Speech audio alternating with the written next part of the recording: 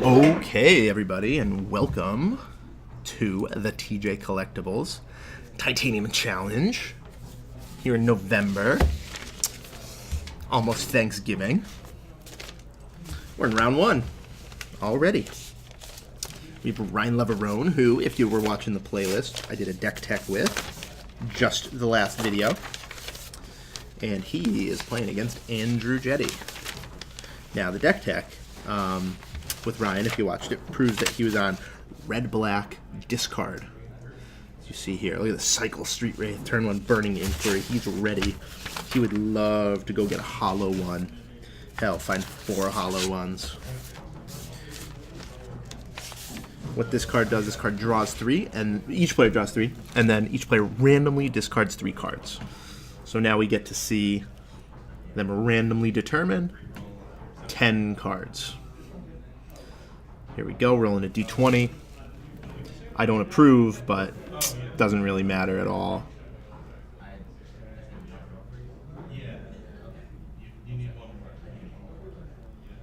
Looks like Andrew only drew 2. Should have 10 cards.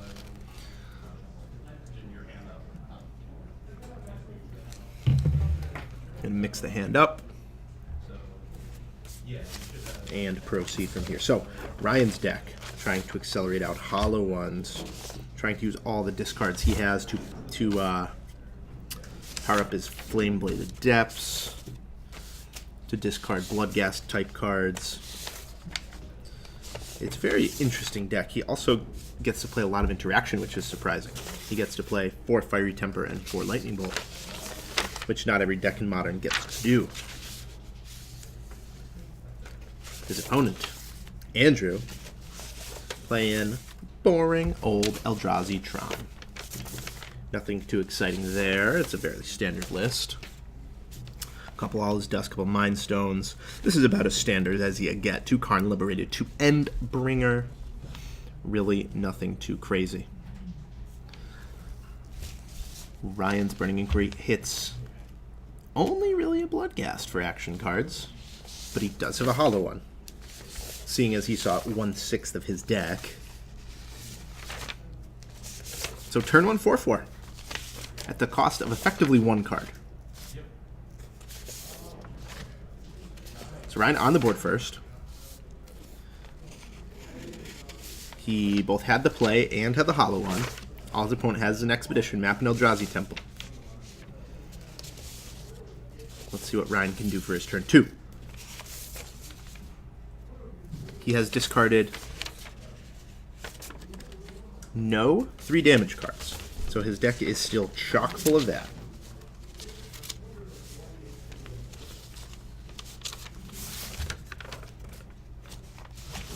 So, Bloodghast comes back, hollow one attacks. Let's see what else Ryan has. Can he deploy another Bloodghast Hardcast? No. Very surprising.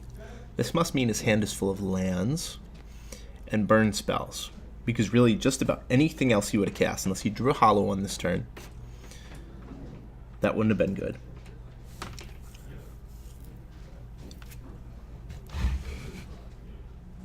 End of turn, Ryan gets thin out his deck a little bit. It usually doesn't matter so much, but in the case of this deck, which is going to Cathartic Reunion, Faithless Looting, Burning Inquiry, Ryan's going to go through more than 10 cards this game. So the effect of the deck thinning is actually relevant, unlike normal, unlike, say, in a deck like Eldrazi Tron, where it's really just doesn't matter at all. Here we go, Ryan draws. We will see whether he wants to trade off his Bloodghast for a Matter Reshaper. And he probably does. I mean, you got to get through the Reshaper somehow. But does he want to clear it away with a Fiery Temper first?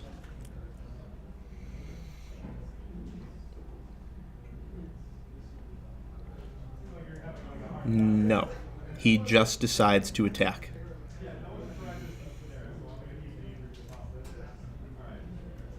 Okay, Matter Reshaper, going to trade with Bloodghast.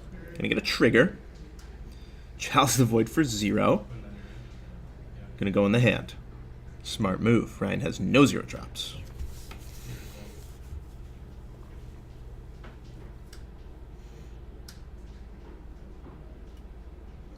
Here comes the Reunion.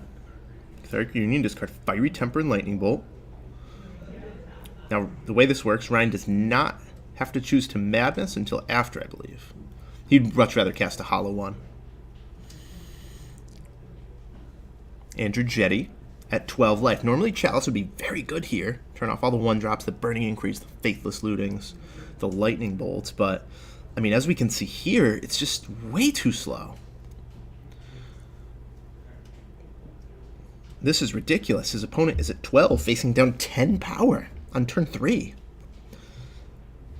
Hollow One really does make this deck work.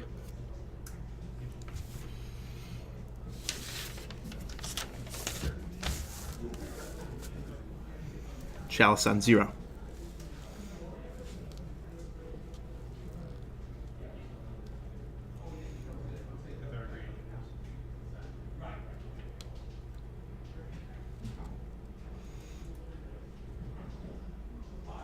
Ryan turns 3 cards into 3 cards, attacks his opponent down to 2. Grimag Angler to make things even worse. If Andrew Jette can somehow power out an All Is Dust, that is going to be his out. Alternatively, maybe drop a Wormcoil Engine. But even that I don't think is enough, as he is at 2 life. That is the game to Leverone, the man in pink.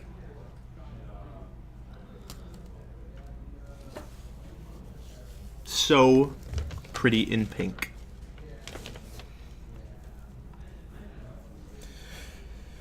Turn 1 4/4, pretty good as it turns out. Who'd have thunk it? Turn 1 4/4 on the play. Versus a deck with no Path to Exile. Versus a deck with no Ancient Grudge. Now, let's see what Andrew can do after sideboarding. One of the things that Ryan said in our deck tech was that people often mistake his deck for a true graveyard strategy. They board in their Rest in Pieces, their Leylines of the Void, these cards that really just are not that impressive, too slow, or they just don't do enough.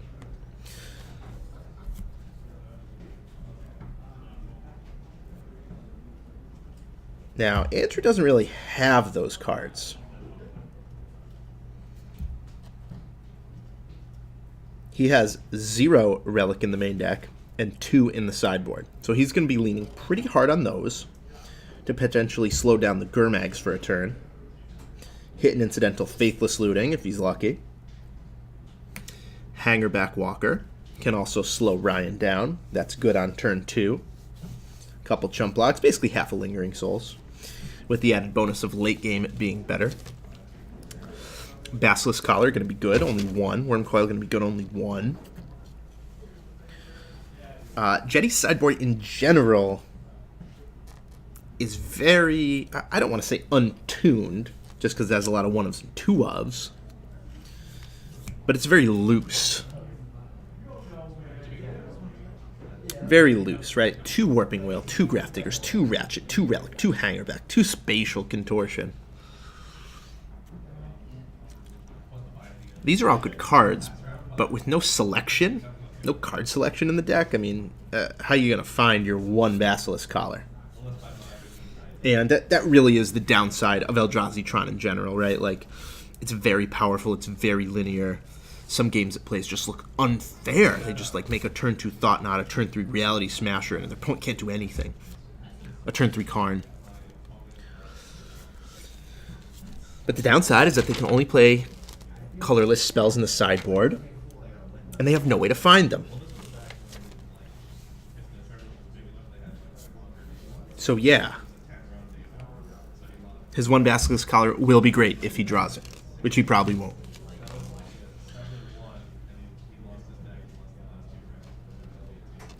His 2 Spatial Contortion could be good at the right time if he draws them on turn 2. But he probably won't. Again, odds are that won't happen. So Andrew's deck does not really get any better after sideboard. A little bit, but not a ton better. he still is going to rely heavily on the 2 Dismember he has to get rid of early Hollow Ones and early Gurmags. Ryan, on the other hand, he can board in 2 Ancient Grudge, depending on whether he cares about Chalice. Were he on the play, he'd be a lot more likely to. I still think he will, but it'll just be okay. 2 Lightning Axe will for sure come in. But as it is, his deck is pretty well set up. He might look to board out some of the Bloodghast type cards if he anticipates 4 Relic, but his deck's already pretty good.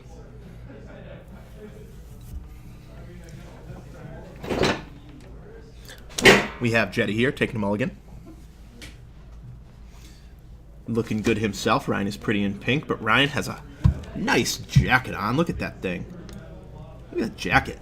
Looks great, to be honest with you. I admire your fashion choices, Ryan. Excuse me, Andrew. Now, whether or not those pockets are functional, that's up for debate. Probably not. Probably not. I don't think you could keep too many dice in those pockets. But they look good. They look good. I'd probably button that sleeve, but hey, you still make it look good, Andrew.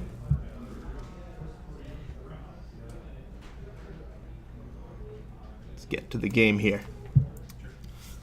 Flameblade Adept, met by Walking Ballista. With 2 Tron pieces. This is scary. If I'm Ryan Leverone, I hope I have a spare pair of jeans on me, because this could get out of hand really quickly.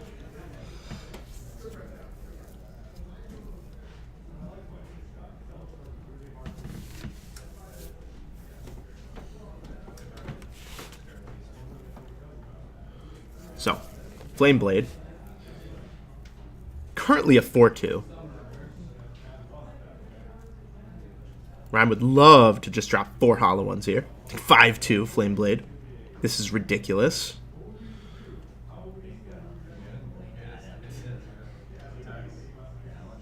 Five. 15 to 20. Excuse me, 15 to 16, because Ryan cycled 2 Street Wraiths. Hollow One. Go. Damn, this deck looks good. Makes me wonder how consistent it is.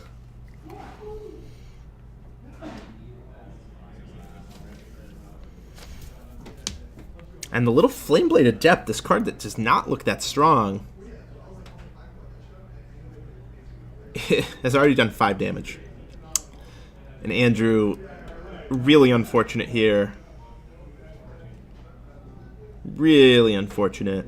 Only 2 lands. 2 Tron pieces, super scary. But then turn 3, he misses land drop entirely, not even a wastes. Ryan just gets to go off here.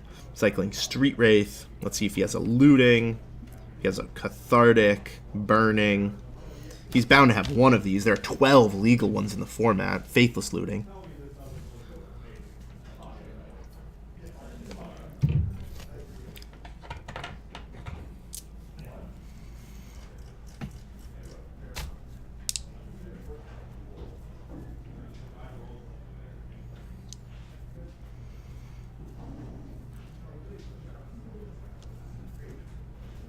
Two more Burning Inquiry. That's strange. All 4 Burning Inquiry in the graveyard right now. Flameblade Adept, a 4/2. I hope for Andrew's sake the Spatial Contortion is waiting, or else Flameblade Adept is going to hit for at least 4.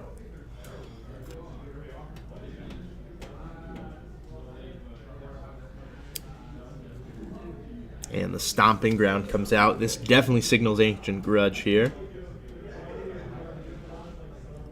Oh, that's an Ancient Grudge in the graveyard. It looks so much like a Burning Inquiry. Oh, whoops.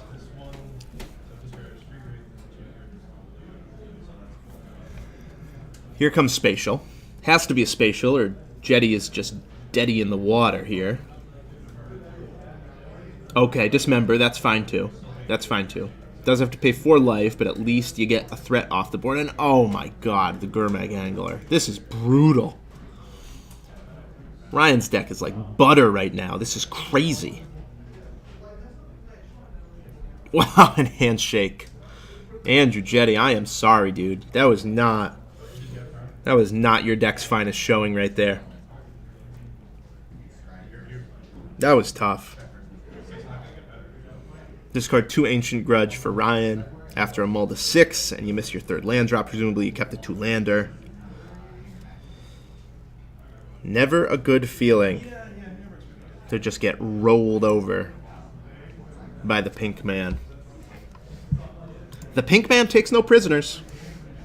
Look at him. Look at him. Is that the face of a man who takes prisoners? I don't think so. Look at him. Stone Cold Killer. My God, he's a Stone Cold Killer. He's like, yeah, that was easy. Yeah, not much of a fight. He even shaved for the day, folks.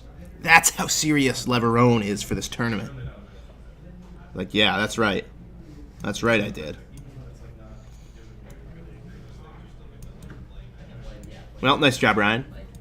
You add another name to your casualties list. Keep it up. Only 6 rounds today. Definitely not too hard to top 8. A little 402 into the top 8. Trying to earn your way to the Titanium Finals. So everybody, I'm going to go try and find a deck tech to follow this video up in the playlist. I hope you'll watch it. Scout the room for some interesting decks. Round 2, or the deck tech, should be coming up right away. So keep the playlist rolling, everybody, and thank you for watching as always.